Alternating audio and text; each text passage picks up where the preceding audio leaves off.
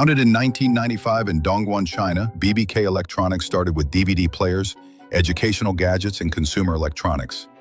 But behind the scenes, it was quietly building a tech empire. By the early 2010s, BBK had evolved from an obscure Chinese manufacturer into the hidden giant of the smartphone world. Rather than create one mega brand, BBK launched 5, each with a unique identity and market position: Oppo, Vivo, OnePlus, Realme, iQOO. On paper, they were fierce competitors. In reality, they were all siblings, birthed and backed by the same parent. This wasn't diversification, this was domination. At every price point. From budget to premium, BBK's brand army covered it all. By 2020, BBK-controlled brands were outselling Apple and Samsung in KWW markets. In India, Southeast Asia, even parts of Europe, they were everywhere. And yet, most consumers had no idea they all came from the same source. The competition between these brands, it was smoke and mirrors. They shared R&D labs, charging tech, camera hardware, even marketing teams. It was a controlled battlefield, a performance, designed to crowd out true rivals. OnePlus and Realme didn't just emerge, they were strategic responses, created by BBK to capture gaps between Oppo and Vivo's market positions.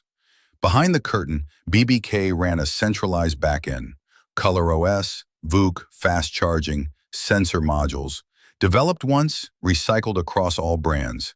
It was efficient, ruthless, and wildly successful.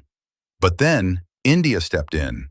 Amid growing scrutiny of Chinese companies, the Indian government launched a series of tax investigations. BBK's brands were accused of financial irregularities, illegal remittances, and tax evasion. Raids, seizures, pressure. Yet, through all of it, BBK remained silent. And then it disappeared. In 2023, BBK Electronics was quietly deregistered in China. No headlines, no press conference, just gone. Corporate ghosting executed flawlessly. Most thought it was over. The giant had fallen. But that's not what happened. Oppo, Vivo, Realme, OnePlus, they all continued to operate.